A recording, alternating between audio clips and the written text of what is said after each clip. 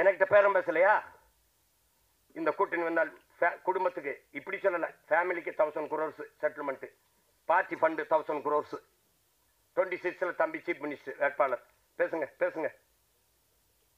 நான் கூட கேட்டேன், காதலே தேனை ஊத்துறீங்க, கொஞ்சம் வாயில ஒரு சொட்டை ஊற்றி விடுங்கன்னு கூட சொன்னேன். நான் என்ன செய்யணும்னு கேட்டேன். ஒரே ஒரு சந்திப்பு, அவங்க அப்படி சொல்லலை, ஒரு மீட்டிங். உங்களோட உட்காந்து பக்கத்தில் ஒரு படம் எடுத்துட்டா அதுக்கப்புறம் நான் அழைச்சி பேசினா எடுப்பீங்களான்னு கேட்டேன். பதிலே இல்லை. தமிழையே சனியன் ஒழிக்கணும்ன்றல, தமிழை சனியனை ஒழிக்கணும்னு சொன்னவரை தமிழர் தலைவராகவும் தந்தையாகவும் கொண்டாடணும்.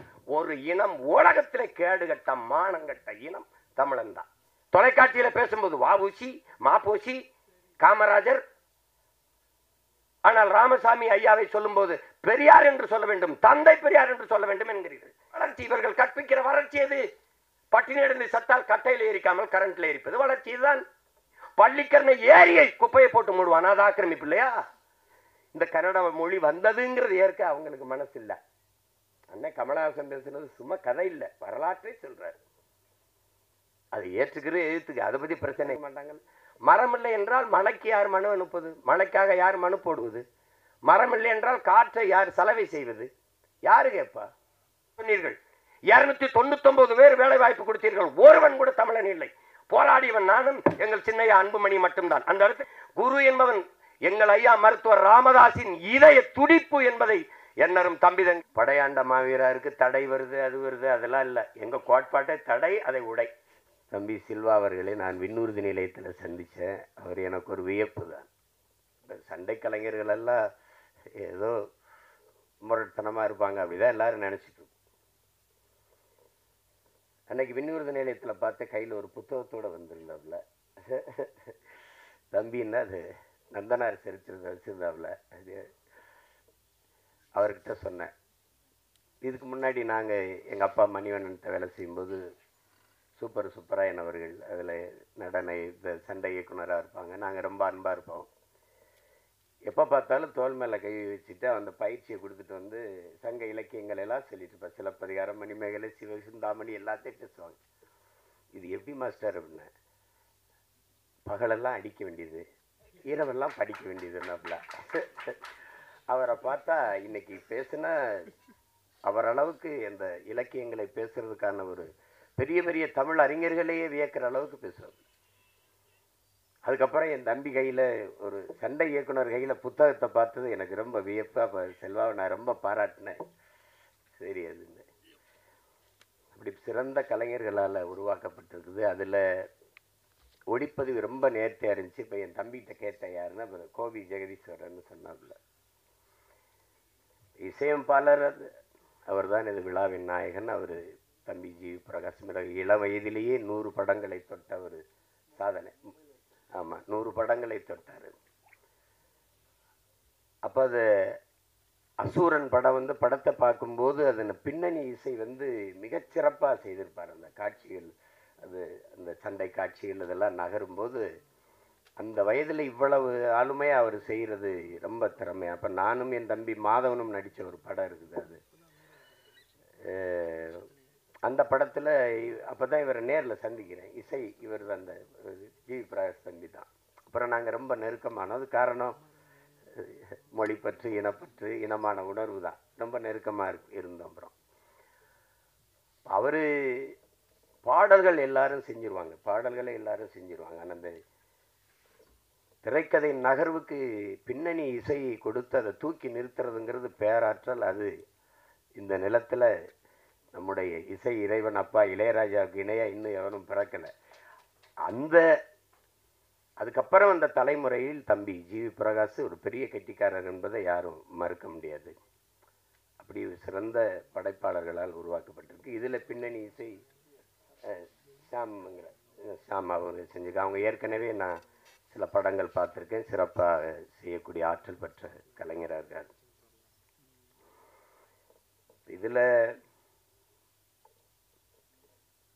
என்னுடைய தம்பி கௌதமன் இங்கே படைப்பாளி என்பதை தாண்டி என்னுடைய பாசத்திற்குரிய தம்பி. ஏன்னா எங்கள் அப்பா வடைமலைக்கும் எங்கள் அம்மாவுக்கும் நான் மூத்த மகன். எனக்கு பின்னாடி தான் கௌதம், லெலினெல்லாம்.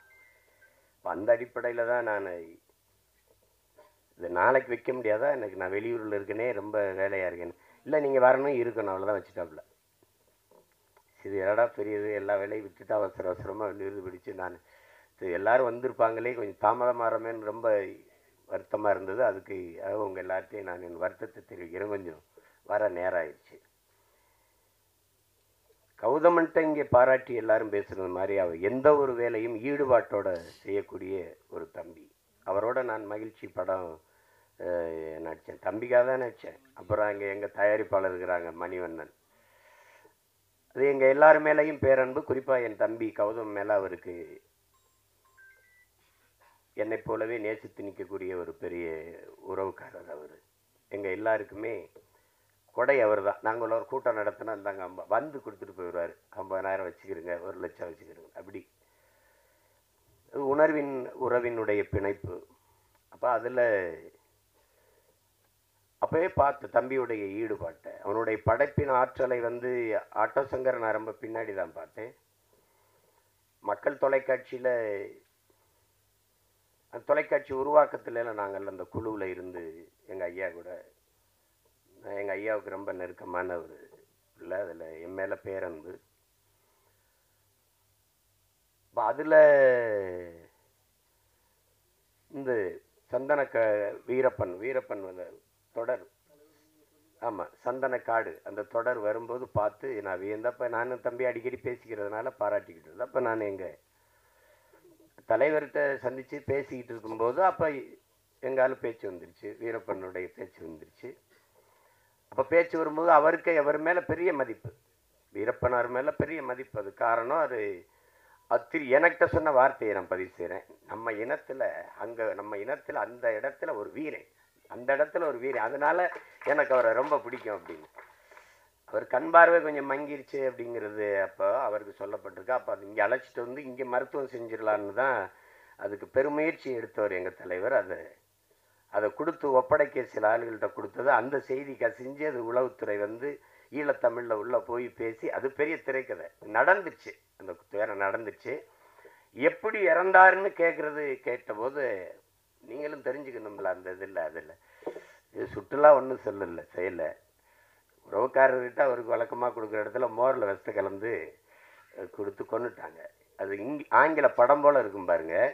எல்லாரும் மோரை குடிச்சிடுறாங்க, குடிச்சிட்டு போய் அந்த ஓடையில் வாய் கழுவ போகும்போது ஏதோ இருக்குது இதில் மயக்கமாக வருது, இதை குடிச்சிடாதீங்கன்னு சொல்ல திரும்பும்போது நம்மளால குடிச்சிட்டு இருந்துறாப்புல.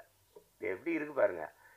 இறந்து 2 நாள் கழித்து ஒரு ஆடு மேய்க்கிற சிறுவனை அனுப்பி பார்த்துட்டு செத்துட்டாருன்னு உறுதி செஞ்சுட்டு போனதுக்கு பிறகு மீசையெல்லாம் வெட்டி வண்டியில் ஏற்றி ஆட்டு ரத்தத்தை தெளித்து சுட்டு, நாடக குழுவுக்கு இது ஒன்றும் புதுசு இல்லையே அப்படி சொல்லப்பட்டதான். அப்போ அதை சொன்னவொன்னே நான் நினச்சேன், கிட்ட நெருங்கி இருக்க முடியாது, இல்லைன்னா இப்படி தான் கொண்டிருக்க முடியும்னு சொல்லிட்டு சொன்னாங்க. அப்புறம் அப்பப்போ நேரம் கிடைக்கும்போது கொஞ்சம் நேரம் அந்த தொடரை பார்க்குறேன், மறுபடி முழுசாக பார்க்க முடியும் போது அப்போ தான் நான் தம்பி கௌதமனே என் தலைவருக்கு சொல்லி, தம்பி தான் அதை எடுத்திருக்கிறார் அப்படின்னா, அப்போ முழுமையாக பார்க்குறதுக்காக நான் என்னுடைய அன்பு சகோதரன், என்னுடைய ரத்தம் வேல்முருகன் அவர்கிட்ட பேசி, தம்பிக்கிட்ட பேசி அந்த மொத்த தொடரையும் வாங்கி பெட்டியில் வச்சு அப்புறம் அனுப்பி வச்சேன் தலைவருக்கு. அதில் கௌதமன் எவ்வளோ பெரிய படைப்பாற்றல் கொண்ட ஒரு படைப்பாளி என்பது அது தெரியும். அதுக்கப்புறம் இப்போ படையாண்ட மாவீரா, எங்கள் கண்ணன் அவர்கள் சொன்னது மாதிரி என் மேலே தனிப்பட்ட அன்பு கொண்ட என் அண்ணன் காடுவெட்டி குரு அவர்கள், எங்கள் 2 பேரையும், நான் ஒரு திசை அவர் ஒரு திசை, நாங்கள் அவர் இந்த வடபக்கம் நாங்கள் தென்பக்கத்தில் இருந்த பிள்ளைகள், ஆனால் 2 பேரை இணைத்தது எங்கள் தமிழ், அந்த இன உணர்வு, மான உணர்வு, எல்லாவற்றுக்கும் மேலாக உலகத்தமிழ் பேரினத்தை இணைக்கிற பெரும் காந்தமாக இருக்கிற எங்கள் தலைவன் பிரபாகரன். 2 பேர் தான் எங்களை இணைச்சது. இப்போ நம்ம அவரை மாவீரர் என்று போற்றி கொண்டிருக்கிறோம். அவர் சொல்றாரு, உலக தமிழனுக்கு ஒரே ஒரு தலைவன் தான்டா, அது என் தலைவன் பிரபாகரன் தான் பேசுறது இருக்கு. நான் கூட என்னுடைய தனிப்பட பதிவில். அப்போ நாங்கள் எப்போ பார்த்தாலும் நாங்கள் பொங்கு தமிழில் சந்திப்போம். எங்கள் ஐயா அது அறக்கட்டில் இருக்குது, அந்த தியாகராய நகரில், அங்கே தான் நாங்கள்லாம் சந்தித்து பழக்கம். எங்கள் ஐயா என் மேலே வச்சுருந்த அன்புக்கு ஒரே ஒரு சான்று சொல்கிறேன். எங்கள் ஐயா மருத்துவர், பெரிய பெரிய,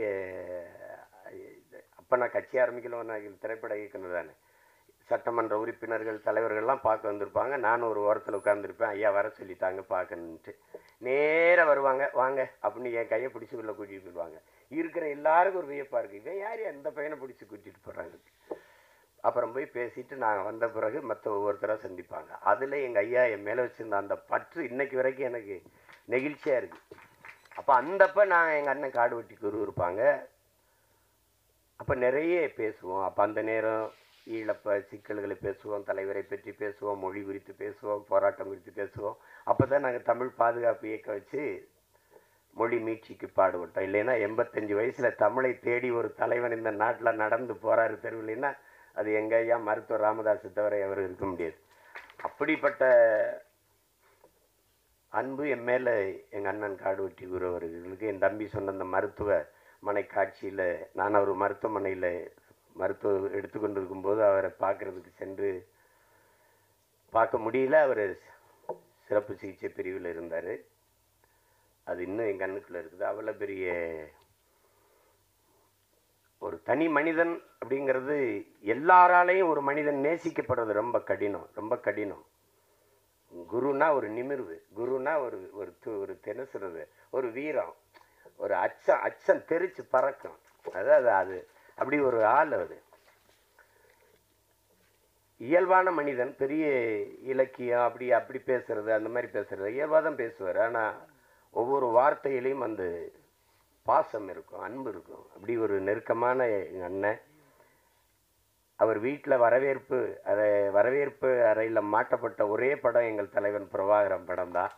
அதை என் தம்பி அந்த படத்திலே பதிவு பண்ணியிருக்கிறாப்புல. ஆனால் தனிக்கு அதை விட்டுட்டது. தலைவர் படம் வர்றதுன்னா நாங்கள் சோரொட்டியில் ஓட்டாலே கிழிச்சு போட்டு போகுது. ஆனால் அதை விட்டுட்டது. அது என்னன்னு தெரியல. நான் கூட சொல்லுவேன், படத்தை பார்த்து எப்படி பயப்படல, அவர் படையை பார்த்து எப்படி அப்படின்னு. 3ஆம் உலகப்போர் இனிமே வருதுன்னாங்க. அதெல்லாம் இல்லை. நாங்கள் 3ஆம் உலகப்போரை செய்த இனத்தின் மக்கள்.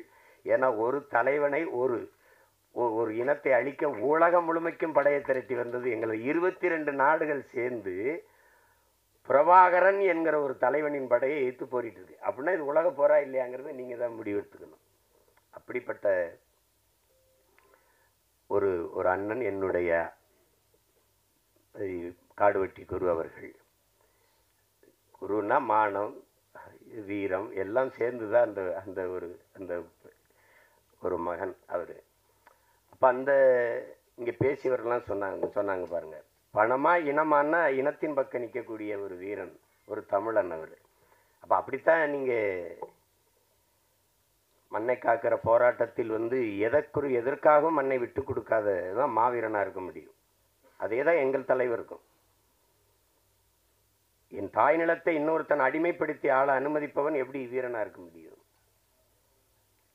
என் தாயின் மடியில் இன்னொருத்தன் தலை வைத்து படுக்க எந்த மகன் சம்மதிப்பான்? அந்த உணர்வின் எழுச்சி தான், அதுதான் புரட்சியாகவும் போராட்டமாகவும் வருகிறது. அதை சிலர் என்ன பண்ணுவாங்க, இது கலவரம், தேவையில்லாத போராட்டம், இது வெட்டி வேலை, இப்படி பேசுறதுக்கு. அதான் என் தம்பி உணர்வு பூர்வமாக அதை எடுத்து உரைச்சேன். அது பார்க்குறவனுக்கு தான். வெள்ளக்காரனுக்கு காந்தியே பயங்கரவாதி தான், காந்திக்கு பகத்சிங் கூட தீவிரவாதி தான். இப்படி தானே இருக்குது அது. இப்போ எங்கள் பார்வையில் எங்களுக்கு எங்கள் தலைவன் பிரபாகரன் யார், எங்களுக்கு எங்கள் அண்ணன் காடுவெட்டி குரு யாருங்கிறதா. நீங்கள் எப்படி பார்க்குறீங்க? நீங்கள் வீரப்பனையே இன்னும் மாயாவி, சந்தல கடத்தல்காரன், திருடன் தான் நீங்கள் கற்பிச்சிங்க. எங்களுக்கு அவன் வனக்காப்பாளன், பிரபாகரன் இனக்காப்பாளன். அப்படிதான் நாங்கள் பார்ப்போம். அப்போ அதுதான் நாங்கள் எழுப்புகிற கேள்விக்கு இங்கே எவரிடத்தில் பதில் இருந்தது? சந்தன கடத்தல் வீரப்பன். சரி, கடத்தினார். என்ன பண்ணார்? சந்தனக்கட்டையை வெட்டி வித்தார். யானைகளை கொன்று தந்தங்களை கடத்தி வித்தார். வித்தவர் காட்டுகள் இருந்தார். வாங்கினவன் எங்கிருந்தான்? வித்தவனையே பல 100 கோடி செலவழித்து பல ஆயிரம் காவல்துறை படைகளை அனுப்பி தேடி போனீர்களே, வாங்கின ஒருத்தனை கூட கைது செய்யலையே. என்ன பதில் இல்லை? ஏன்னா வாங்கின போகிற அதிகாரத்தில் இருந்தான். அப்போ எங்க பக்கம் இருக்கிற நியாயங்களை எடுத்து பேசணும் இல்லையா? அதுதான் இந்த படையாண்ட மாவீரா பேசுது.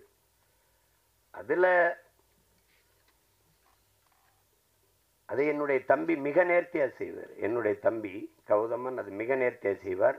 அதற்கு துணையாக என் ஆர்வீர் இளவல் பாலமுரளிவர்மன். அவனுடைய உரையாடல் மிகச்சிறப்பாக இருக்கும். அது எந்த காலத்திலேயும் சந்தனக்காடுக்கும் அவன்தான் உரையாடல்,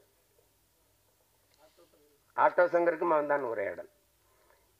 இப்போ வன்னியர்கள் எல்லாம் அது அக்கினியிலிருந்து நெருப்பிலிருந்து பிறந்தவர்கள். அப்படி எனக்கு கூட சொல்லுவாங்க, இதெல்லாம் என்ன சீமா நம்பும்படியா இருக்கு, நெருப்பிலிருந்து யாராவது பிறக்க முடியுமான்னு. அது நம்ப முடியாதுல்ல, அது நம்ப முடியாம கூட இருக்கலாம். ஆனால் நாங்கள் நெருப்பாக பிறந்தவர்கள் என்பதை யாரும் மறுக்க முடியாது. அதை இந்த படத்துல வசனமா உரையாடலா என் தம்பிகள் பதிவு பண்ணியிருக்கிறாங்க. தமிழன் ஒரு நெருப்பு, பெரு நெருப்பு. அநீதியோ அச்சமோ அடக்குமுறையோ அண்ட விடாத அளவிற்கு ஒரு பெருநெருப்பாக வாழ்ந்த மறவர் கூட்டம் தான் தமிழர்கள். இங்கே பேசியனுடைய தம்பி பேரரசு, எங்க அண்ணன் சேகர் அவர்கள்லாம் பேசினார் மொழி குறித்து, மற்றவர்கள் நம்மளை இழிவா பேசுறது குறித்து, மொழி உணர்வற்று போகிறது. இப்போ பேச்சு வழக்கில் பழகிருச்சு எல்லாருக்கும். இப்போ சரி ஆங்கில சொற்களை கலந்து கலந்து பேசி நம்ம ஒத்துக்கிறணும், நம்ம இனம் அழிந்துட்டது. நம்ம இப்போ தமிழ்நாடுன்னு பேர் வச்சிருக்கோம். இது தமிழுக்கும் தமிழருக்கும் சுடுகாடாக மாறி இருக்கிறது. தமிழ் இறந்துச்சு. தமிழை கொன்றவர்கள் தமிழர்கள் தான். தாய்மொழியை அழிய விட்ட ஒரு இனம் வரலாற்றில் வாழாது. வாழ்ந்ததா செய்தியே இல்லை. அப்போ நம்ம அழிஞ்சிட்டோம். சமஸ்கிருதம் கலந்து பேசி 1800 கன்னடம் பிறக்குது, 600 தெலுங்கு பிறக்குது, 1600 15ஆம் நூற்றாண்டுல மலையாளம்ங்கிற மொழி கிடையாது. தமிழில் இருந்து சமஸ்கிருதம் கலந்து எப்படி கலந்தோம்? வணக்கம், நமஸ்காரம், சோறு, சாதம், மகிழ்ச்சி, சந்தோஷம், அப்படி பிரிஞ்சிருச்சு. இப்படிதான் போச்சு. சாப்பிட்டீங்களா நீங்க, போஞ்சை சீரா மீறு, ஒரே வழி அளவில் தான் பேசிட்டுருப்பான். இப்படி போயிடுச்சு. கடைசியா துளு, கன்னடமும் கலிதெலுங்கும் கவின் மலையாளமும் துளுவும் உதிரத்தில் உதித்தவேன் தமிழ்தாய் வாழ்த்துல பாட்டு இருக்குது. அதை ஆட்சியாளர்கள், அன்றைய ஆட்சியாளர்கள் ஆரியம் போல் வழக்கொழிந்தை தூக்கினார்கள். ஏனால் அந்த பிராமணர்கள் வாக்கு போயிருமோ. அது கன்னடமும் கடிதலங்கும் கவின் மலையாளமும் அதை சொன்ன அந்த மொழி பேசக்கூடிய மக்களின் வாக்கு போயிடும், அவங்க குறைவா நினைப்பாங்க. தமிழுக்கு அந்த பெருமையை கொடுக்க அன்றைய ஆட்சியாளர்களுக்கு இப்ப கூட கீழடி 2500 ஆண்டுக்கு முன்னாடி இருக்க தமிழனின் தொன்ம நாகரிகம் ஒரு தோராய கணக்கு தான் 2600 5000 ஆண்டா கூட இருக்கலாம். 2 ஏக்கர்ல தோண்டிட்டு இது திராவிட நாகரிகம்னு ஒரு கூட்டம், இது இந்திய நாகரிகம் என்ற ஒரு கூட்டம். 2500 ஆண்டுக்கு முன்னாடி இந்தியா ஏது? இந்த நிலப்பரப்பு ஏது? ஒன்னா இருந்ததா? இப்படி ஒரு பேர்ல இருந்ததா? 2500 ஆண்டுக்கு முன்னாடி திராவிடம்ங்கிற சொல்லு ஏது? திராவிடம்ங்கிற ஒரு நாடு ஏது? இதெல்லாம் ஏது? இந்த கன்னடம் தெலுங்குலாம் ஏது? இது தமிழர்கள் நாகரிகம், தமிழனுடைய பண்பாடு, தமிழனின் அடையாளம், தொன்மம் என்று சொல்ல வாய் வரல.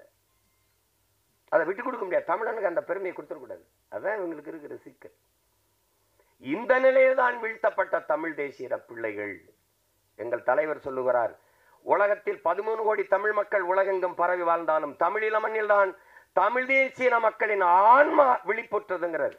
நான் அடிமையாக இருக்கிறேன், விடுதலைக்கு போராட வேண்டும் என்கிற வீர உணர்வு, விடுதலை உணர்வு எழுச்சியுற்றது. விடுதலையின் முதல் படியே விழிப்புணர்வு தான். அந்த விழிப்புணர்வு வந்தது தமிழீழ மண்ணில் தான்.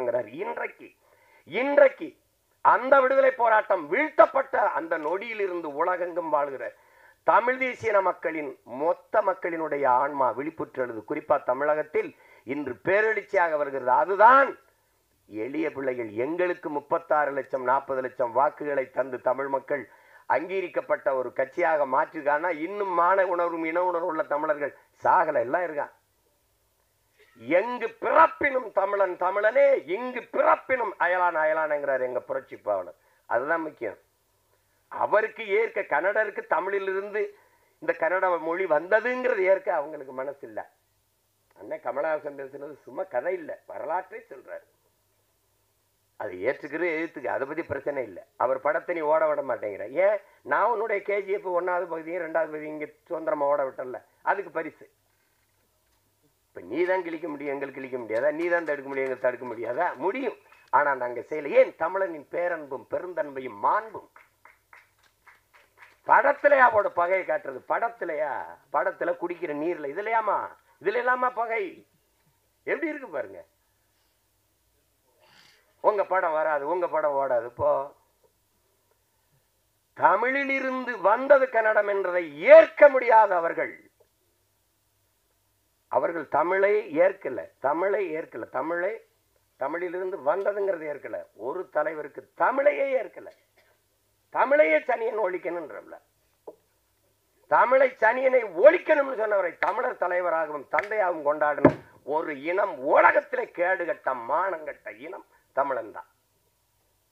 அவங்க மொழியவே ஏற்க மாட்டேங்கிறான், அதுல இருந்து வந்ததுங்க ஏற்க மாட்டேங்க. அவரை நான் தலைவனா ஏற்கணுங்கிறத இப்படி ஒரு உலகம் இப்படி ஒரு சமூகம் எங்கேயாவது இருந்திருக்க பாருங்க.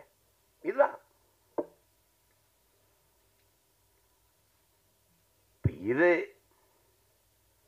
படையாண்ட மாவீராங்கிறது ஒரு திரைப்படமா பார்த்து இதை சுருக்கிட முடியாது. இத்தனை பேருடைய உழைப்பு சிறுக சிறுக சிறுக சிறுக நான் கூட அது எப்போ முடிப்பேன் முரளிகிட்ட கேட்கும் போதெல்லாம் கேட்பேன், எப்போ தாண்டா முடிப்பேன் அதை அப்படின்னு. சிறுக சிறுக வழி இல்லை. பிள்ளைகள் 100 சேர்த்து 1 லட்ச ரூபா கொடுத்துருக்காங்கன்னா அந்த உணர்வு அந்த பங்களிப்பை அதற்காவது இந்த படம் மாபெரும் வெற்றியான இந்த படத்து வெற்றி அடையணும்.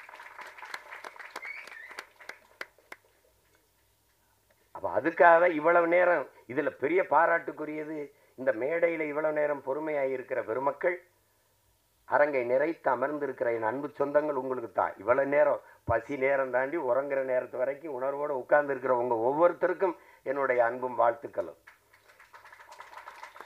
அதுல என்னுடைய தம்பி கௌதமனுடைய படைப்பாற்றலை அவன் அந்த பாட்டை எடுத்த விதம், சண்டை காட்சி முன்னோட்டத்தை வரும்போது எனக்கு இங்கே ஓடிரும் அப்படின்னு தெரிஞ்சு எனக்கு நான் விண்ணூர்தியில் இறங்கினோன்னே எனக்கு கொடுத்துட்டாப்புல, அனுப்பிட்டாப்புல. வரும்போதே பார்த்துட்டு வந்தேன். அவ்வளவு சிறப்பாக எதிர்பார்ப்பாருக்கு. நீங்கள் ஏன்டா எங்கள் பெண்களை ஒரு அக்கா தங்கையாவே பார்க்க உங்களால் முடியாதா? அந்த உரையாடல், பல இடங்களில் உரையாடல், அவர் நடிப்பு, அந்த சண்டை காட்சியில் அவன் காட்டிய வேகம் எல்லாமே மிகச்சிறப்பாக இருக்குது. அந்த முன்னோட்டத்தை பார்த்தாலே படம் உறுதியாக வெற்றியடையும் ஒரு எதிர்பார்ப்பை இந்த படத்தை பார்க்க வேண்டும் என்கிற தூண்டுதலை தந்திருக்கு.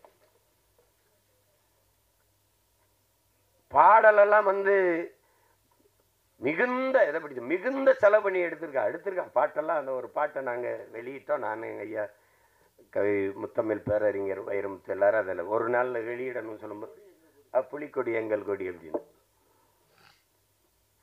என்னை கனடாவில் கைது பண்ணி வச்சுக்கிட்டு இது இந்த கொடி எல்டிடி சிம்பிள் ஆஃப் எல்டிடின்னே சொல்லியிருந்தா. என் பரம்பரை கொடிடா இது, என் பாட்டை கரிகாலிலிருந்து அரசேந்திரிலிருந்து அருண்மொழி எல்லாரும் தூக்கி பிடிச்ச கொடி. இப்படி 1 மணி நேரம் சண்டை, 2 பேருக்கு கைது சண்டை நடக்குது. அதில் அப்போது புலிக்கொடி எங்கள் பரம்பரை கொடி. ஏன் எங்களுக்கு எங்கள் தலைவர் சொல்கிறார், அவரே சொல்கிறார், ஏன் புலிக்கொடியை நான் எடுத்தேன்? பாண்டியனுடைய மீன் எடுத்திருக்கலாம், சேரனுடைய வில்லம்பு எடுத்திருக்கலாம். அவர்களெல்லாம் அவரவர் எல்கைக்கு உட்பட்ட நிலப்பரப்பை ஆண்டார்கள். ஆனால் சோழ பெரும்பாட்டன் அருண்மொழி சோழன் மட்டும்தான் உலகத்தின் பல்வேறு நிலப்பரப்பை வென்று 3வது பெரிய வல்லரசை நிறுவினான். தமிழனுடைய கொடி பன்னியோ நாயோ பூனையோ கிடையாது. மீன் அப்படி பாய்ச்சல் இருக்கும், வில் அம்பு அப்படி பாய்ச்சல் இருக்கும், புலி பாய்ச்சல் இருக்கும். அப்படி அதை ஏன் புலியை வச்சான்? புலி ஏன் கொடியா இருக்கணும்? பசியோட கிடக்கும் புலி விரட்டி போய் வேட்டையை அடிக்கும். இறையை அடிக்கும் போது வலது கை பக்கம் விழாமல் இடது கை பக்கம் விழுந்துச்சுன்னா வீரத்துக்கு இழுக்குன்னு சாப்பிடாம போயிடும். அந்த மானமுள்ள விலங்கு புலி. அதனால மான தமிழ் மறவன் கொடியில புலியை ஏந்தினான். அப்படிப்பட்ட அத புலிக்கொடி எங்கள் கொடின்னு வரி, ஒரு வரி 2 வரி இல்லை. நீ நதியில் குளித்த போதும் நீ குளித்தது போதும், இனி குருதியில் குளித்து வாடான்னு சொல்லி அந்த மாவீரா வாங்கிற அந்த பாடல் வரியில அவரை தவிர வேற யாரும் எழுத முடியும்னு சொல்லுங்க. ஆமா, பொடி நடை போட்டது போதும் புலி நடை போட்டு வாங்கிறது. எரிமலை பொடிபட, எதிரிகள் அடிபட, கோழைகள் வழிவிட, ஏழைகள் வழிபட வா மாவீராங்கிறதெல்லாம் அவரை தவிர யாரும் எழுத முடியும்?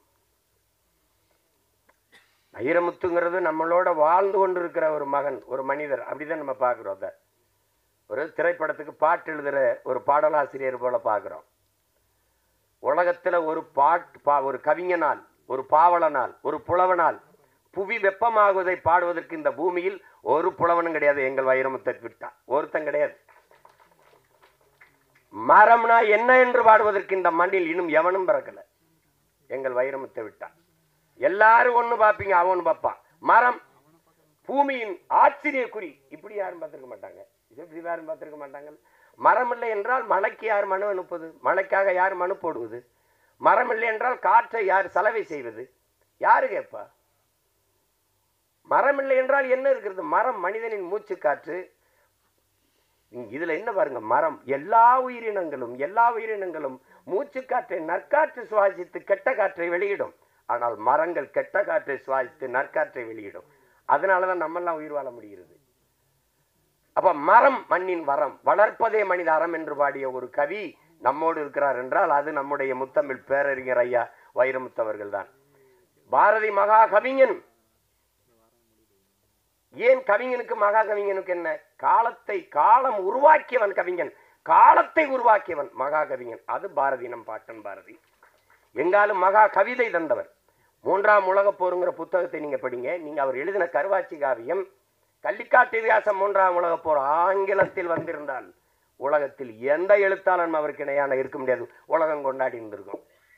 அவன் கெடுவாய்ப்பா நம்ம இனத்துல பிறந்துட்டா, வடுகப்பட்டியில தேதியில தமிழ்ல எழுதிட்டாலும் அதெல்லாம் அது யாரும் மதிக்கிறது இல்லை. அவர் இருக்கிற இடம் வேற, நான் இருக்கிற இடம் வேற. அதை நாங்க 2 பேருமே பேசி முடிவு பண்ணிட்டோம். நம்ம ஒரே இலக்கை நோக்கி பாய்கிற இருவரும் நதிகள். அது வேற, இது வேற. புரிதுன்னு நினைக்கிறேன். அதுல போய் நம்ம பேசிக்கிற வேண்டியது இல்லை. ஆனால் ஒரு ஒரு ஒரு பாவலனால் நீங்க நினைச்சு பாருங்க, இந்த உலகத்துல ஒரு கவிஞனால் அரசியல் பேச முடியுமா? புவியியல் பேச முடியுமா? பொருளாதாரம் பாட முடியுமா? வரலாறை பாட முடியுமா? இலக்கியம் பாடுவார்கள். மருத்துவத்தை பாட முடியுமா? மருத்துவத்தை பாடுமா? எங்கேயாவது கேட்பார், தொப்பை முயலோ தொப்பை கிளியோ உண்டா அப்படி. அவரை மாறி நீங்க எல்லாவற்றையும் குறித்து பாட முடியும், எழுத முடியும், பேச முடியும் என்றால் உலகத்தில் ஒரே கவியால் தான் முடியும். அது நம்முடைய முத்தமிழ் பேரறிஞர் ஐயா வைரமுத்தால தான் முடியும். அவரோடு நீங்கள் பொருளாதாரம் பேசலாம், இலக்கியம் பேசலாம், மருத்துவம் பேசலாம், வரலாறு பேசலாம், அறிவியல் பேசலாம், புவியியல் பேசலாம், உளவாண்மை பேசலாம், எதை பற்றியும் பேசலாம். அப்படி ஒரு கவிஞன் இந்த நிலத்தில் இனி வருவது அரிதினும் அரிது. உயிரை பிரிவது மட்டும் சாவில்ல, ஊரை பிரிவதும் சாவுதாண்டான்னு எழுதியிருக்காப்ல. அவர் சொல்றார் பாருங்க, பெத்த தாய் தந்தரை கட்டிய மனைவி பிள்ளைகளை பிரிவதல்ல சோகம், ஆடு மாடுகளை பிரிவதல்ல, காடு மேடுகளை வீடு நிலங்களை பிரிவதல்ல, சொத்து சுகங்களை பிரிவதல்ல, தான் பிறந்த மண்ணை பிரிவதுதான் உலகத்திலே பெரிய சோகம்னு இல்லைன்னா பதிவு செஞ்சிருக்க முடியாது. அதுதான் இது. உயிர் பிரிவது மட்டுமல்ல சாவு, ஊரை பிரிவதும் சாவுதான். இல்லைன்னா விடைகூடி எங்கள் நாடே கடல் வாசல் தெளிக்கும் வீடே, அந்த பாடலை கேட்டு கண்ணீர் வடிக்காது, நெஞ்சுருகி கண்ணீர் வடிக்காத தமிழ் மகன் உலகத்தில் இருக்க முடியாது. அவர் எழுதிய வரிகள் இந்த என் தம்பி பேசுற உரையாடல் அதுலேயே இருக்குது. எங்களுக்கு 3 காட்டுல ரெண்டா திருப்பி அடிச்ச, ஒன்று சந்தன காடு, முந்திரி காடு, இன்னொன்று வன்னிக்காடுன்னு. காக்கும் கடவுளின் அம்சம் நீ, வன்னிக்காட்டின் வம்சம் நீ, வன்னிக்காடு வவுனியா என்று வந்ததே எங்கள் பெரும்பாட்டன் பண்டார வன்னியன் ஆண்ட நிலப்பரப்பு என்பதாலேயே அது வன்னிக்காடு. தமிழ்நாட்டில் அவனுக்கு அடையாளம் இல்லை. இன்னைக்கும் தமிழீழ மண்ணில் அவர் மண்ணிலே என் தலைவன் எல்லைக்கு உட்பட்ட அந்த நிலப்பரப்பிலே 6 அடிகள் வெங்கலத்திலே பண்டாரவணி என்னும் பாட்டனுக்கு சிலை வச்சது அவர்தான்.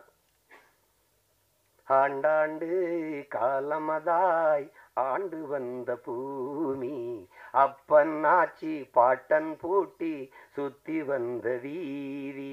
இந்த பாட்டுல ஒரு வரி வரும், என் இனமே என் சனமே இன்னும் என்ன மயக்கமா, எதிரிகளை எல்லையை விட்டு விரட்டிடமே தயக்கமா, பண்டார வன்னியனின் வாரிசில்லையா, எதிரியை துண்டாட நெஞ்சினிலே வீரமில்லையா, ஆண்டாண்டு காலமதாய். இந்த பாட்டு குட்டி கண்ணன் ஒரு சிறுவன் பாடி தமிழீழ மண்ணில் எல்லா இடத்துலையும் இந்த பாடல் ஒலிக்க. எனக்கிட்ட எங்கள் அண்ணன் நடேசன் அண்ணன் வண்டியில் அந்த பாட்டு ஒலிச்சோன்னே இதை நான் எடுத்துக்கிறேன், தாராளமாக எடுத்துகிட்டு போங்கன்னு எடுத்துகிட்டு வந்து அந்த பாட்டை எடுத்துக்கிட்டு வந்தேன் நான் அங்கிருந்து. அப்போ அந்த மண்ணில் இருக்கிற அந்த தமிழ் பிள்ளைகளுக்கு, தம்பி தங்கைகளுக்கு வீரமூட்டவே நீ பண்டார வன்னியனின் வாரிசு இல்லையா, பகையை துண்டாட நெஞ்சினிலே வீரம் இல்லையாங்கிற வரியே அந்த பாடலில் பதிவு செஞ்சுருப்பாங்க. அதனால தான் அது வன்னிக்காடு. அதான் இதில் எழுதியிருக்காரு பாருங்க. நாங்கள் 2 பேரும் அம்மா இறந்துட்டாங்க, அந்த துயரத்தை பகிர்ந்து கொள்ள ஐயா வீட்டில் போய் இருக்கும்போது இந்த படையாண்ட மாவீரா பாடலை நான் தம்பி அனுப்பியிருந்தான், படித்து பார்த்தேன். யாரை மனதில் வைத்துக்கொண்டு இந்த வரிகளையெல்லாம் எழுதியிருப்பீங்கன்னு எனக்கு புரியுது அப்படின்னோன்னு அவர் சிரிக்கிறார். அது இப்போ புரியுதுன்னு நினைக்கிறேன் உங்களுக்கு. அவர் முழுக்க முழுக்க நானும் சரி, இங்கே இருக்கிற என் தம்பியும் சரி, என் தம்பி கணேஷ்குமாரோ, இங்கே இருக்கிற எல்லாரும் சரி, என் தம்பி எங்கள் அண்ணன் காடுவெட்டி குருவும் சரி, நாங்கள் உயிருக்கு உயிராக உள்வாங்கி கொண்டவர் எங்கள் உயிர் தலைவன் மேதகு பிரபாகரன் அவர்கள் தான் என்பதில் யாருக்கும் மாற்று கருத்து இருக்க முடியாது. அப்படிப்பட்ட ஒரு மகா கவிஞர், இந்த ஒரு பெருங்கவி இந்த படத்தில் வந்து பாடல்களை தந்திருக்கிறார். எல்லாமே வெற்று வரிகளை இசை சந்தத்திற்கு எழுதி நிரப்புற வரிகள் அல்ல. உணர்வு சூடற்று இருக்கிற தமிழ் இன பிள்ளைகளை உசிப்பி விடுகிற வரிகள்லாம் எல்லாம். அது திரையில் அந்த பாடல் பதிவுகளோட காட்சி வடிவத்தோடு வரும்போது என் தம்பி சொல்கிற மாதிரி ஒரு நெகிழ்ச்சி, ஒரு உணர்வு பெருக்கம் இருக்கத்தான் செய்யும். அது அப்படிப்பட்ட ஒரு படைப்பாக படையாண்ட மாவீரா வருது. இதில் என்ன அப்படின்னா, எங்கள் ஐயா நீதியரசர் கலையரசு அவர்கள் சொன்னாங்க, நாங்கள் குறைவாக தானே பேசுவோம், எல்லா நீதிபதிகளுக்கும் பேச வராது, நாங்கள் பேசுகிறது தானே கேட்போன்ட்டு. இதில் ஒரு பெரிய இது பேசுறது பிரச்சனை இல்லைங்க ஐயா, அது கடைசியாக பேசுகிறது தான் ரொம்ப கடினம். அது எல்லாரும் நேரம் காலம் இதெல்லாம் இருக்குது. அதெல்லாம் அதையும் மீறி நமக்கு இவ்வளோ நேரம் காத்திருந்தாங்கன்னா இந்த என் அண்ணன் மாவீரன் குருவர்கள் மீது என் மக்கள் வைத்திருக்கிற அன்பையும் பாசத்தையும் காட்டுது. அந்த படை வீரன்கிற படைப்பு அதை செய்திருக்கிற என் தம்பி கௌதமன் மேலே வச்சிருக்க அன்பையும் பாசத்தையும் காட்டுது. நான் வந்தது என் அண்ணன் காடுவெட்டி குருவுக்காகவும் என் தம்பி கௌதமனுக்காகவும் தான். இப்போ நான் வந்ததில் பெருமை அடைகிறேன். இந்த படைப்பை படைக்க இவ்வளவு பேர் என் உரம் பிறந்தார்கள். அண்ணன் உமாதேவனிலிருந்து தம்பி கிருஷ்ணமூர்த்தி, ஐயா சரவணராஜன் எல்லாரும் சேர்ந்து இவ்வளோ பேர் நின்றுருக்கும்போது அதில் நம்ம இன்னும் எவ்வளோ நேரம் வேணாலும் நின்று அதுக்காக இருக்கலாம். அதில் நமக்கு பெருமையும் மகிழ்ச்சியும் தான். என் தம்பிக்கு இந்த படைப்பை படைக்க தோல் நின்றவங்க எல்லோருக்கும் என்னுடைய பேரன்பும் பெரும் நன்றியும், குறிப்பாக தம்பி குரலமுதன் எல்லோருக்கும். அதில் அவன் கஷ்டப்பட்டு எடுத்தாலும் சிறந்த கலைஞர்களை கூட வச்சுக்கிட்டான். தம்பி சில்வா, என் தம்பி தினேஷ், ஸ்ரீதர் போன்ற தம்பிகளையெல்லாம் கூட வச்சுக்கிட்டு நல்ல படத்தொகுப்பு இருக்குது, சிறந்த படத்தொகுப்பு. ஒளிப்பதிவாளர் மிக அருமையாக பதிவு பண்ணியிருக்கார் அந்த முந்திர காடுகளை, அந்த இடத்தையெல்லாம். படம் மாபெரும் வெற்றி அடையணும். அது என்னென்னா, எப்போவாவது உங்களுக்கு தெரியும், தமிழர்களினுடைய அடையாளங்கள்லாம் மறைக்கப்படுது. தமிழருடைய எங்களுக்கென்று யாரும் இல்லாதது போல காட்டப்படுது. எங்களுக்கென்று பெண்ணிய உரிமையா அதை பேச தமிழனுக்கு எவனும் இல்லை. பெண்கள்லாம் இல்லைன்னா எப்படி? பெண்ணை காப்பிய நாயகியாக வைத்து பாடிய ஒரு இனத்தில் பெண்ணை போற்றாமல் என்ன செஞ்சுருப்போம்? 100க்கும் மேற்பட்ட பெண்பார் புலவர்கள் இருந்திருக்கிறார்கள். அவர்கள்லாம் கல்வியறிவு பெற்று பாடாமல் எப்படி வந்தாங்க? எப்படி வந்தாங்க? தமிழ் குடும்பங்களில் 90 விழுக்காடு எல்லாருக்கும் குலதெய்வங்கள் பெண்களாக இருக்கிறாங்க. எனக்கு வீரமாகாளி என்னுடைய குலதெய்வம். எல்லாருக்குமே இங்கே பெரும்பாலும் 1-2 பேருக்கு தான் பேச்சு முத்தா ஐயனார் கற்பனை இருக்கும். எல்லாருக்குமே பெண்கள் தான். பெண்களை குல தெய்வங்களாக வச்சு போற்றுகிற குடும்பத்தை நாங்கள் பெண்களை அடிமைப்படுத்தணும், நாங்கள் தான் அது பண்ணோம் அப்படின்னு. எங்களுக்கு பல்லு வழக்க தெரியாது, வேப்பங்குச்சி ஒடிச்சு விளக்கி விட்டவங்க இதான் மாதிரி எல்லாத்தையுமே ஒரே ஆளுக்கு கொடுத்தது. எங்களை போல ஒரு மாண்பு கொண்டு வாழ்ந்த இனம் உலக வரலாற்றில் உண்டா? எங்களை போல உலகத்தையே கட்டி ஆண்ட என் பாட்டன் அருண்மொழி சோழன் எந்த இனத்தையாவது அடிமைப்படுத்தி ஆண்டான் என்று வரலாற்றில் ஒரு துளி செய்தியை உங்களால் காட்ட முடியுமா? உங்களால் காட்ட முடியுமா? தமிழர்கள் யாரையாவது அடிமைப்படுத்தி ஆண்டார்கள், கொடுமைப்படுத்தி கொன்றார்கள் என்று எந்த இடத்திலையும் செய்தீர்கள்? எந்த இடத்தில் இருக்காது. எல்லாரும் மானுட நேயம் பேசினான். உலகத்தில் ஒரே ஒரு இனம்தான் உயிர்மை நேயம் பேசியது. பிறப்பு ஒக்கும் எல்லா மனிதருக்கும் என்று பாடவில்லை, பிறப்பு ஒக்கும் எல்லா உயிருக்கும் என்று பாடியது. பகுத்துண்டு பல் உறவுகள் என்று பாடவில்லை, பகுத்துண்டு பல் உயிர்கள் என்று பாடியது. எல்லாரும் என்ன பேசியிருந்தான்? யாதும் ஊரே யாவரும் கேளீர், எல்லோரும் நம் உறவினர்கள் என்று பாடியவன் தமிழன் தான். உலகம் தழுவி நேசித்து நின்ற ஒரே இனம் தமிழன் தான். ஆனால் எங்களைத்தான் இன வெறியர்கள், மொழி வெறியர்கள், தேச துரோகிகள் எல்லாம் சொல்வார்கள்.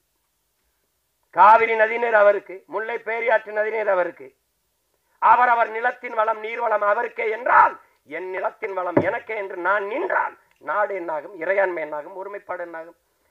என்னுடைய நிலத்திலிருந்து வரும் நெய்வேலி பழுப்பு நிலக்கரி மின்சாரம் எனக்கே என்று நான் நின்றால் என்னாகும்? என்னுடைய நிலத்தில் எடுக்கப்படுகிற மீத்தேன், ஈத்தேன், ஹைட்ரோ கார்பன் எனக்கே என்றால், அணுவுல என் நிலத்தில் மின்சாரம் எல்லாருக்கும், வெடித்து செத்தால் சாவு தமிழனுக்கு. அப்படி அவரவர் வளம் அவரவருக்கே என்றால் தமிழனுடைய வளம் தமிழனுக்கு நின்றால் தேசிய ஒருமைப்பாடும் இறையாண்மையும் எங்கே போகும்? சொந்த நிலம், என்னுடைய பாட்டன் ஜம்புலிங்க முதலியாரோட சொந்த நிலம் 500 ஏக்கர் நெய்வேலியிலே. இந்த நாட்டுக்காக 500 ஏக்கரை விட்டு கொடுத்த ஒருத்தன் என் தாத்தன் ஜம்புலிங்க முதலியார். அப்படி யாராவது உண்டா? 50,000 தாத்தா வழக்கறிஞர், அப்பா வழக்கறிஞர், அவர் வழக்கறிஞர். 50,000 அன்றைக்கு நீதிமன்றத்தில் நேர் நின்றால் சம்பளம் 50,000.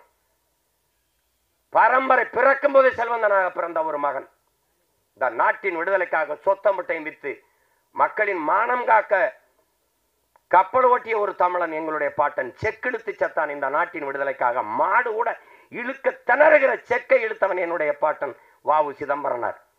எப்படி இருக்கு? தொலைக்காட்சியில பேசும்போது வ.உ.சி, மாப்போசி, காமராஜர். ஆனால் ராமசாமி ஐயாவை சொல்லும் போது பெரியார் என்று சொல்ல வேண்டும், தந்தை பெரியார் என்று சொல்ல வேண்டும் என்கிறீர்கள். யாராவது ஒரு பெருந்தலைவர் காமராஜ், தெய்வ திருமகன் முத்துராமலிங்க தேவர், நேர்மையின் நேர்வடிவம் கக்கன், கப்பலோட்டிய தமிழன் வ.உ.சி, அப்படி யாராவது சொல்றது உண்டா? யாராவது நீங்க கேட்டது உண்டா? இல்ல விவாதங்கள்ல பொது மேடைகள்ல மாப்போசி, ஏன் சிலம்பச்செல்வர் மாப்போசி சொன்னால் நாக்கு சுலுக்கிக்கிறோமா?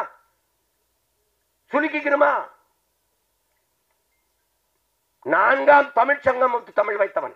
கப்பல் ஓட்ட என் பாட்டனுக்கு 1 லட்சம் ரூபாய் அன்றைக்கு கொடையாக கொடுத்த கொடை வள்ளல் என் பாட்டன் பாண்டித்துறை தேவனுக்கு. வள்ளல் பாண்டித்துறை தேவனுக்கு சிலை எங்கே? ஒரு வளைவுல சுற்று மரப்பாச்சி பொம்மை நெஞ்சு வச்சிருக்கான். பார்க்கும்போது நான் நெஞ்சு வெடிக்கும். ஒரு தமிழ் மகனுக்கும் அடையாளம் இல்லை, அழிக்கப்பட்டிருக்கான். அப்படி மறைக்கப்படக்கூடாது ஒரு மாவீரனின் வரலாறு, அழிக்கப்பட்டு விடக்கூடாது. இந்த வருங்கால தலைமுறைக்கு அவனுடைய வாழ்க்கை ஒரு பாடமாக படிப்படையாக இருக்க வேண்டும் என்பதற்காக படைக்கப்பட்ட ஒன்றுதான் படையாண்ட மாவீரா. அதை கவனத்தில் வைத்துக் கொள்ளணும். நீங்க பார்க்கிறது குருவை சாதி வெறியன் என்று, நாங்கள் பார்க்கிறது அவன் சமூக சமத்துவத்திற்கு போராடியவன் என்று. அதைத்தான் இந்த படம் போதிக்க போகிறது. நாங்கள்லாம் போராடுகிறோம், எங்கள் வளர்ச்சிக்கு எதிரானவன் என்றீங்க. சிப்காட் தொழிற்சாலைங்கிற தொழிற்சாலையின் முதலாளி யார்? அந்த தொழிற்சாலைக்குள்ள என்ன நடக்க போகுது? எது உற்பத்தி ஆக போகுது? அங்க வேலை யார்? முதலாளி யார்? வளர்ச்சிக்கு எதிரானவன். எது வளர்ச்சி? இங்கே மனித உழைப்பு மலிவா கிடைக்குது. நிலத்தடி நீர் எவ்வளவு வேணாலும் உறிஞ்சிக் கொள்ளலாம். விளைநிலங்களை எத்தனை ஆயிரம் ஏக்கர் வேணாலும் பறித்துக் கொடுக்க அதிகாரங்கள். உற்பத்தி செய்கிற பொருளை விரைந்து எடுத்து செல்ல 8 வழிச்சாலை 4 வழிச்சாலை போடப்படுகிறது. தடையற்ற மின்சாரம் மக்களுக்கு அல்ல, தொழிற்சாலைகளுக்கு. அரை மணி நேரம் 1 மணி நேரம் அந்த மின்சாரம் தடைபட்டு உற்பத்தி இழப்பு ஏற்பட்டால் அந்த இழப்பை மத்திய மாநில அரசுகள் ஈடுகட்டும். புரிந்துணர்வு ஒப்பந்தம். முதலாளி வருகிறான், மனித உழைப்பை சுரண்டி உற்பத்தியை பெருக்கி பல ஆயிரம் கோடி லாபத்தை கொண்டு போகிறான். அந்த முதலாளி வாழ்வான், வளர்வானா? வெறும் சம்பளத்தை வாங்கி சாப்பிடுற நான் வாழ்வேன், வளர்வேனா? இது வளர்ச்சியா? எது வளர்ச்சி? இவர்கள் கற்பிக்கிற வளர்ச்சி எது? பட்டினி எழுந்து சத்தால் கட்டையில் எரிக்காமல் கரண்ட்ல எரிப்பது வளர்ச்சி. இதுதான். பிச்சைக்காரன் சோவிக் மிஷின் வச்சு பிச்சை எடுப்பது வளர்ச்சி. எங்களின் கனவு பிச்சைக்காரனை இல்லாத தேசத்தை படைப்பதுதான் எங்களுடைய வளர்ச்சி. அப்படி இருக்கா? அதற்காக போராடுகிறவனை வளர்ச்சிக்கு எதிரானவன் தேசத்துறை என்று கட்டமைப்பது எப்படி? எந்த தொழிற்சாலை அரிசி பருப்பை உற்பத்தி செய்யும்? அது நிலத்தில் தானே விளையணும். நீ வீட்டு மனையலாக்கி மாளிகை கட்டி மொட்டை மாடியிலே கத்தரிக்காய் தக்காளி வீட்டு தோட்டம் போடுகிறாய். இது எவ்வளவு பெரிய கொடுமை! எவ்வளவு விளைய வச்சிருவ நீ? எப்படி விளைநிலங்களை அழிச்சு விண்ணூர்தி நிலையம் கட்டுது? நீ பறக்கிறவனை பற்றி கவலைப்படுகிறாய், பச்சோடு பற்றி கவலைப்பட மாட்டேங்கிறாய். 28 கோடி மக்கள் இரவு உணவில்லாமல் தூங்க செல்கிறார் இந்த நாட்டிலே. பல கோடிக்கணக்கான பச்சிலை குழந்தைகள் பசியோடு உறங்க போகிறார்கள் இந்த நாட்டிலே. எது வளர்ச்சி? எல்லாருக்கும் சரியான சமமான தரமான கல்வியை கொடுக்க நாடு முன்னேறுகிறது. வளர்ச்சியை நோக்கிய பாதை. எல்லோருக்கும் சரியான சமமான தரமான மருத்துவத்தை கொடுக்க நாடு போராடுகிறது. சரியான வளர்ச்சி அதுவா? அப்படி ஏதாவது இருக்கா? அப்படி ஏதாவது திட்டம் இருக்கா? அப்படிதான் நீ நெய்வேலி பழுப்பு நிலக்கரியில் 66 ஏக்கரை இதுவரை எடுத்திருக்கிறாய். இன்னும் 20 ஏக்கரை எடுத்து வச்சிருக்கிறாய். என் தாயின் ஈரக்குலை ஏன் இருக்கிறாய்? மீத்தேன் ஆடு மாட்டு கழிவில் எடுக்க முடியும், மக்கிய இலைதலை கழிவில் எடுக்க முடியும், மனித கழிவிலை எடுக்க முடியும் என்ற இயற்கையின் வாய்ப்பு இருக்கும்போது எதுக்கு என் பூமி தாயின் ஈரக்குலையை இதயத்தை அறுக்கிறாய் என்று கேள்வி கேட்பவன் இந்த நாட்டின் வளர்ச்சிக்கு எதிரானவனா? எதிரானவனா? போரின் பேரழிவுக்கு பிறகு கூட மக்களை குடியேற்றி விட முடியும், மீள் குடியேற்றம். ஆனால் நெய்வேலியில் பழுப்பு நிலக்கரி நீ தோண்டி எடுத்த 66 ஏக்கரில் மறுபடியும் மக்களை குடியேற்ற முடியுமா?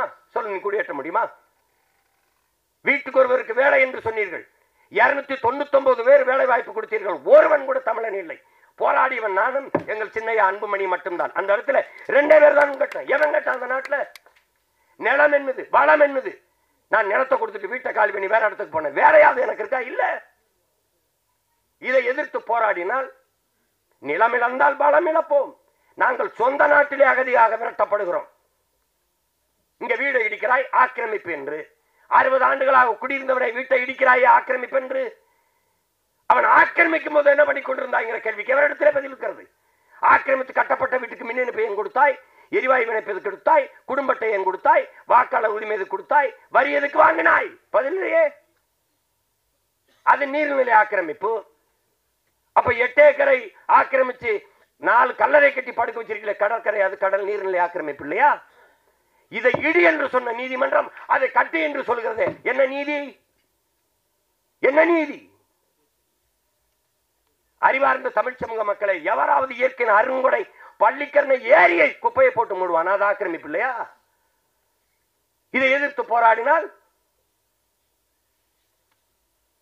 நீங்கள் என்ன வேணாலும் நிலையுங்கள், இந்த நிலத்தின் வளத்தை மக்களின் நலத்தை எவன் கெடுத்தாலும் நாங்கள் போராடுவோம். அந்த மரபில் எங்கள் முன்னத்தி ஏறுவான் என் அண்ணன் காடுவெட்டி குரு. அவன் தான் படையாண்ட மாவீரன். அப்படி போராடியவன் தான் அவன். எனக்கு பேரம் பேசலையா? இந்த கூட்டணி வந்தால் குடும்பத்துக்கு இப்படி சொல்லல, ஃபேமிலிக்கு 1000 crores settlement, party fund 1000 crores, 26 தம்பி சீஃப் மினிஸ்டர் வேட்பாளர். பேசுங்க பேசுங்க. நான் கூட கேட்டேன், காதலே தேனை ஊத்துறீங்க, கொஞ்சம் வாயில ஒரு சொட்டை ஊத்தி விடுங்கன்னு கூட சொன்னேன். நான் ஒன்னும் ரொம்ப பெருசா கேட்கல. ஐயா நான் என்ன செய்யணும்னு ஒரே ஒரு சந்திப்பு. அவங்க அப்படி சொல்லல, ஒரு மீட்டிங். உங்களோட உட்காந்து பக்கத்துல ஒரு படம் எடுத்துட்டா அதுக்கப்புறம் நான் அழைச்சி பேசினா எடுப்பீங்களான்னு கேட்டேன். பதிலே இல்லை. நாங்க திரைப்படத்துறையில வந்து பஞ்சமலை நாங்க அந்த கட்சி ஆரம்பிச்சு அப்படியே நாட்டு முதலமைச்சர் ஆகி 5-6 பொண்டாட்டி ஈட்டி பெத்த பிள்ளைக்கெல்லாம் பதவி கொடுக்க அதுக்கு நாங்க வரல. வீழ்த்தப்பட்டோம், எழணும், விழுந்த இடத்துல இருந்து எழணும். அது வழி இல்லை. அடிமையாக இருக்கிறான் என்பதை உணர்த்தி விடு, பிறகு அவனே கிளர்ச்சி செய்வாங்கிறாரு புரட்சியாளர் அண்ணல் அம்பேத்கர். நாங்க அடிமையா இருக்கிறது உணர்ந்துட்டோம், எந்திரிச்சிட்டோம். உணர்த்தின தலைவன் எங்கள் உயிர் தலைவன் மேதகுவே பிரபாகரன் அவர்கள். அதற்கு எங்களுக்கு முன்னாடி உணர்ந்து கிளர்ந்து எழுந்தவன் என் அண்ணன் காடுவெட்டி குரு அவர்கள். இன்னைக்கும் எங்க ஐயா கலங்கி சொல்வது, குரு என்னோடு இல்லையேன்னு. குரு என்பவன் எங்கள் ஐயா மருத்துவர் ராமதாஸின் இதய துடிப்பு என்பதை என்னரும் தம்பி தங்கையில் புரிந்து கொள்ளணும். மனச்சான்று. அவர் பக்கத்திலே என் அண்ணன் காடுவெட்டி குரு எல்லோரும் வெள்ளை சட்டை போடுவார்கள், அவர் மட்டும் இந்த மஞ்ச சட்டை போட்டுத்தானே வருவார். இந்த சட்டை என் ஐயாவுக்கு பக்கத்தில் என் அண்ணன் குரு இருந்தால் 50,000 வீரர்கள் அவர் அருகில் இருப்பதற்கு சமமாக இருப்பார். அதுதான் குரு. காடு வெட்டி குருன்னு காடப்புறா வெட்டி அடிச்சவன் எங்க பாட்டேன் அரசேந்திரன், நாங்கல்ல.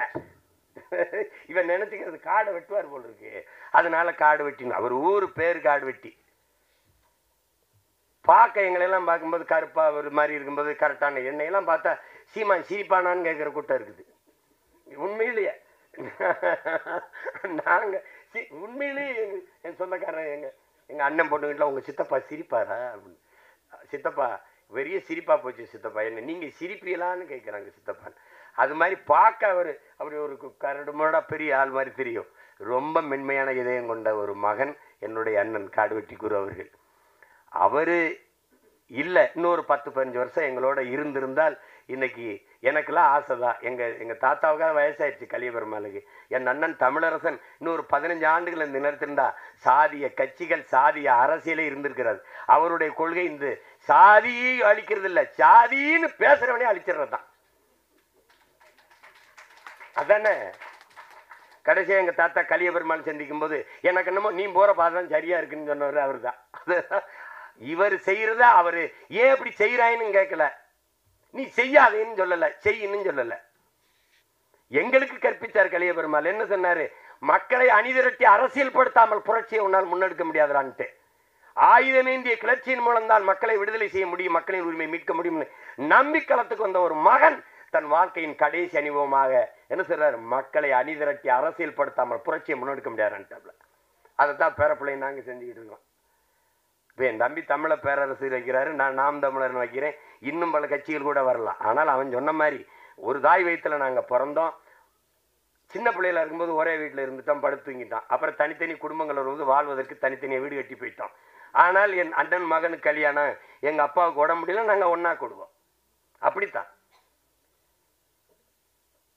அதில் என்னுடைய தம்பியின் படைப்பு மிகுந்த பாராட்டுக்குரியதாக. அவன் சாதாரணமாக எதையும் தொடமாட்டான். தொட்டால் அதில் தீவிரமாக ஈடுபட்டு சிறந்த படைப்பாக கொண்டு வர அளவுக்கு ஒரு சிற்பி போல செதுக்குவான். அதான் என் தம்பியினுடைய சிறப்பு. அதிலே எங்களுக்கு பெருமைக்குரிய என் மகன் தமிழ், அவன் அவன் மாமனிதர்லேயே அவன் நடிப்பு மிகச்சிறப்பாக இருந்தது. நான் பாராட்டினேன். ஒவ்வொரு தடவை அழைச்சி பேசுவேன். இந்தி என்ன 2 அவன் நடிப்பு பாராட்டினேன். நன்றி பெரியப்பா நன்றி பெரியப்பான்னு சொல்லிட்டு இருப்பான். இந்த படத்துலையும் இப்போ என் அன்பு தம்பி வசந்தபாலன் அவர் சொன்னது போகும்போது அந்த முன்பதிப்பில் அவன் அந்த இளம் வயதில் அவன் நடிச்சிருக்கிறது ரொம்ப சிறப்பாக இருக்குன்ட்டு அவன் சிறந்த ஒரு கலைஞனாக வந்து எங்கள் எல்லாருக்கும் பெருமை சேர்ப்பாங்கிறது என்னுடைய நம்பிக்கை. அது அதை அவன் செய்வா. இன்னும் காலம் இருக்குது, நீ நம்பிக்கையோடு இரு. நமக்கான ஒரு காலம் வருது, நாம் உருவாக்கி கொண்டிருக்கிறோம். ஏன்னா எங்களுக்கு கற்பித்த தலைவன் காலம் வரும் என்று காத்திருக்காதே, நமக்கான காலத்தை நாமே உருவாக்க வேண்டும் என்று கற்பித்தார். எல்லாரும் குளிர்ந்த நீரிலே நீந்தும் போது எங்கள் தலைவன் பிரபாகரன் நெருப்பு ஆற்றிலே நீந்தியவன். அதனால் அப்படிப்பட்ட தலைவனின் பிள்ளைகள் நாங்கள். படையாண்ட மாவீரருக்கு தடை வருது, அது வருது, அதெல்லாம் இல்லை. எங்கள் கோட்பாட்டை தடை அதை உடை, சிறை அதை நிறை. இதான் எங்கள் கோட்பாடு. வழக்கு இல்லை என்றால் விடியாது கிழக்கு. அப்படிதான். எனக்கு மட்டும் 260 வழக்கு இருக்குது. அதெல்லாம் ஒன்றும் இல்லை. அது நான் கூட சொன்னேன், நாங்கள் அந்த நீதிமன்ற வாசலில் அந்த கோழி குண்டை அடித்து பழகணும்ட்டு. அதுவும் சில நீதிபதிகளுக்கு திடீர்னு நம்ம மேலே பாசம் வந்துடும், பார்க்கணும் நேரம் நிற்க சொல்லிடுவாங்க. அப்போ காலையில் சொல்லுவாங்க, காலையில் இப்படி அப்படி போகிறது, அதிகாலையில் உடனே இப்போ வர சொல்லு, எங்கள் ஒரு நாள் அவகாசம் கொடுங்க, நாளைக்கு வேற. இப்படிலாம் நடக்கும். இதுக்கெல்லாம் பார்க்க முடியுமா? உயிரையே கொடுத்த ஒரு இனத்தில் நம்மை போராட்டம்ல ஒரு போராட்டம்ல ஒன்றும் கிடையாது. அது என் தம்பி கௌதமனை எவ்வளவு பாராட்டினாலும் தகும். ஆனால் அவனுக்கே இந்த முதலீடை கொடுத்து எந்த சூழ்நிலையிலும் துணை நின்ற இந்த தயாரிப்பாளர்கள், என் அன்பு சொந்தங்கள் அனைவருக்கும் என்னுடைய அன்பும் வணக்கம். நீங்கள் நம்பிக்கையோடு படம் மாபெரும் வெற்றி அடையும். இந்த படத்தை தயாரித்ததில் உங்களுக்கு ஒரு பெருமையும் நிமிர்வும் உங்களுக்கு கிடைக்கும். அதில் அது ஒன்றும் இல்லை. நீங்கள் எங்கள் அண்ணன் குருவுக்கு கொடுத்த காணிக்கை வச்சிருங்க, அப்படி நினச்சிக்கிறீங்க. என்னுடைய அன்பான வேண்டுகோள், இப்போ எங்கள் அண்ணன் வி சேகர் எல்லாம் சொன்னாங்க மிகச்சிறந்த படைப்பு. ஏன்னா KS கோபாலகிருஷ்ணன் ஐயாவுக்கு பிறகு குடும்பமாக உட்காந்து படம் பார்க்குற மாதிரி இன்னைக்கு எனக்கு வியப்பு. ஒரு மனிதன் இப்படி திரைக்கதை வச்சு உரையாடல் எழுதுறாருன்னு KS கோபாலகிருஷ்ணன் ஐயா படத்தை பார்த்தா எனக்கு தோணும். அதுக்கப்புறம் எங்கள் அண்ணன் வி சேகர் அவர்கள் படத்தை பார்த்தா தான் ஒரு இயல்பான நடுத்தர வர்க்கத்தினுடைய வாழ்க்கையை எடுக்கிறதுக்கு இன்றைக்கி ஆள் இல்லை. ஐயா விசு அவர்கள் எடுத்தார்கள், அவர்கள் வேறு வாழ்க்கை முறையை எடுத்து வந்தாங்க. அதுக்கு இணைய எங்கள் அண்ணன் எடுத்தாங்க. அதில் ஒன்றா இருக்க கற்றுக்கணும்லாம், அதை விடலாம் ஒரு முற்போக்கு புரட்சிகரமான கருத்துக்களை அதில் எங்கள் அண்ணன் கவுண்டமணி அண்ணனுடைய கதாபாத்திரம்லாம் ரொம்ப அருமையாக இருக்கும். விரல் கத்த வீக்கம், ஒன்றா இருக்க கற்றுக்கணும், இதெல்லாம் சிறந்த படைப்பு. இன்னும் பெரிய வருத்தம், அவங்க படைப்பை நிறுத்திட்டது. எங்கள் அண்ணன் சிவசக்தி பாண்டியன் எவ்வளவு சிறந்த படங்களை தயாரித்தார், புதிய இயக்குனருக்கு வாய்ப்பு கொடுத்தார். நான்லாம் ஒரு தடவை அண்ணன் போய் கதை சொன்னேன். இந்த கதையை சரி யார் கதாநாயகன் யாருன்னு தான் கேட்டார். ஒழிய இந்த கதை அப்படி இருக்குது இப்படி இருக்குது. அப்படி ஒரு தயாரிப்பாளர் எங்கள் அண்ணன். அவரெல்லாம் தயவு செய்து படங்களை மறுபடியும் தயாரிக்கணும். ஆனால் இப்போ எந்த சங்கத்தில் யார் இப்போ என்ன பண்ணுறாங்கன்னு தெரியாத ஒரு குழப்பம் இருக்குது. அது முன்னாடிலாம் சொல்லுவாங்க தங்கம் செய்யாதது சங்கம் செய்யும்னு. இப்போ சங்கங்களே அங்கங்கங்களாக பிரிஞ்சு கிடக்கிறதுனால எதையும் சாதிக்க முடியாமல் இருக்குது. விரைவில் நம்ம எல்லாவற்றையும் பாதுகாக்கிற ஒரு நல்ல அரசை நாம் எல்லோரும் சேர்ந்து நிறுவ வேண்டும். அது என்னுடைய அண்ணன் காடுவெட்டி குரு அவர்களினுடைய இலக்கும் அதுதான். நாங்கள் பேசியது அல்ல, எங்கள் அண்ணன் உமாதேவன் கூட சொல்கிறாங்க, உமாதேவன் அவர்கள் தமிழ்நாட்டை தமிழன் ஆணணுங்கிறது. இது எவ்வளவு பெரிய குற்ற சொல்லாவும் குற்ற செயலாகவும் பார்க்கப்படுது பாருங்க. எல்லாரும் தனித்தனியா வீடு கட்டி குடியேறி போயிட்டான். ஆனா என் வீட்டுல எல்லாரும் சேர்ந்து குடி கும்மி அடிச்சிட்டு இருக்கான். ஆளாளுக்கு ஒரு லட்டை விட்டிட்டு போயிட்டியே, ஏன் லட்டை மட்டும் நொறுக்கி நொறுக்கி எல்லாரும் சாப்பிடுறான். என்னன்னு எனக்கும் புரியல. அதை கேட்டா பாசிசம், சாவனிசம், இனவெறி, சிறங்கு சொரின்னு எதையோ பேசிட்டு இருப்பான். எனக்கு அந்த நேரம் ஒரு கோபம் வரும் பாருங்க. இப்ப சீமான் அவன் ஒரு இனவெறியங்கன்னு சொல்லும் போது நமக்கு ஒரு திமிரும் ஒரு பெருவிதமும். எங்க அண்ணன் சொல்லுவார்ல, கவுண்டமணி மறக்கா சொல்லு அப்படின்னு. அது ஏன்னா நம்மளை இனவெறியன்னு சொல்லும் போது அப்ப நல்ல தமிழ் தாய்க்கு நல்ல தகப்பனுக்கு தான் நம்ம பிறந்திருக்கோம். அதை உறுதி செய்யறான், உறுதி செய்யறான். என் மொழியில நான் பேசணுங்கிறதும் என் மொழியில நான் படிக்கிறதுங்கிறதும், நாங்கள் என் இன அடையாளத்தை நாங்கள் தமிழர்கள் என்று சொல்வது என் பிறப்பு உரிமை. இதை தடுக்க எவனுக்கு தகுதி நேர்மை இருக்குது? இது இருக்கு. ஏன்னா நாங்கள் அதிகாரமற்ற பிள்ளைகளாக இருக்கிறதுனால நீங்கள் ஆட்டம் காட்டிக்கிட்டு இருக்கா. 26 தேர்தலுக்கு பிறகு தெரியும் இந்த ஆட்டம்லாம் என்னன்னு தெரியும்ல. பார்க்க தானே போகிறோம் நாங்கள். எங்கள் அண்ணன் உமாத கோச்சிக்காமல் இருக்குன்னு அது திறாரு பாருங்க. பழைய முன்னாள் என் கட்சிங்கிறப்பல அது என்னாலும் நம்ம கட்சி தான். கவனத்தில் வச்சுக்கிட்டோம். என்ன கணேஷ்? கணேசில் ரொம்ப இளம் வயதிலேயே சட்டமன்ற உறுப்பினராக வந்த என் தம்பி, நல்ல கல்வியாளன், ரொம்ப திறம்பட இயங்கக்கூடிய இது. எங்கள் ஐயாவினுடைய கனவை அந்த இளம் வயதிலே சுமந்து சென்று இந்த சின்னையாவினுடைய செல்லப்பிள்ளையாக இருந்து அவருடைய கனவையும் தூக்கி சுமக்கிற ஒரு இளைய அரசியல் தலைமை. அவருக்கு என்னுடைய அன்பும் வாழ்த்துக்களும். என்னுடைய ஆறுயிர் இளவல் என் உயிர் தம்பி கௌதமன், அவருக்கு துணை நின்ற என் தம்பி பாலமுரளி, என்னுடைய தம்பிகள், நடன சண்டை இயக்குநர்கள், ஒளிப்பதிவாளர், எல்லோருக்கும் என்னுடைய அன்பும் வாழ்த்துக்களும். உலகெங்கும் பரவி வாழக்கூடிய என் உயிர் சொந்தங்கள் எல்லோரும் என் அன்பு தம்பி கௌதமனுடைய இந்த சிறந்த படைப்பாக வரக்கூடிய படையாண்ட மாவீரா என்ற இந்த படத்திற்கு பெரும் ஆதரவையும் வரவேற்பையும் கொடுத்து நீங்கள் வெற்றி பெற செய்ய வேண்டும். அது தமிழனாக பிறந்த ஒவ்வொருத்தருடைய பிறவி கடமை. அதை உணர்ந்து நீங்கள் செய்வீர்கள் என்று நான் உங்களை பேரன்பு கொண்டு வேண்டுகிறேன். உங்கள் எல்லோருக்கும் என்னுடைய நிறைந்த அன்பும் நன்றியும் வணக்கமும். நன்றி.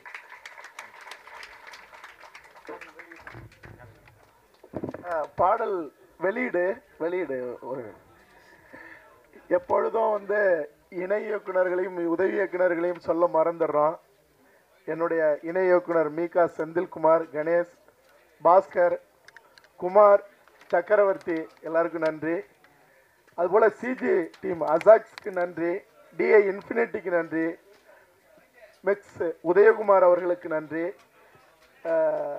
முக்கியமாக வழக்கறிஞர் பிரபாகரன் அவர்கள், என்னுடைய பேரன்பிற்குரிய சகோதரர் வழக்கறிஞர் பிரபாகரன் அவர்கள் என்னுடைய எல்லா வழக்குகளிலும் என்னிருந்து மீட்டது மட்டுமல்ல, படையாண்ட மாவீராவுக்கும் ஒரு தீர்வை தந்தவர்.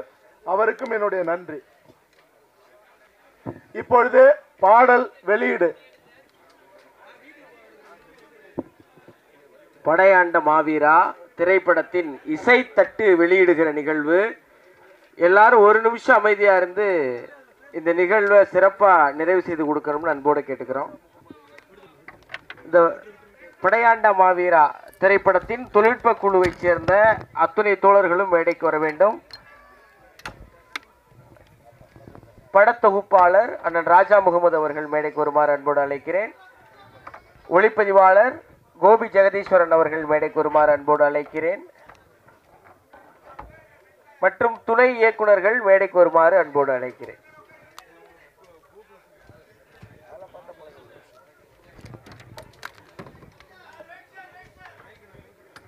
இதோ படையாண்ட மாவீரா திரைப்படத்தின் இசைத்தட்டு சிறப்பு விருந்தினர்களால் வெளியிடப்படுகிறது. படக்குழு அதை பெற்றுக்கொள்கிறார்கள்.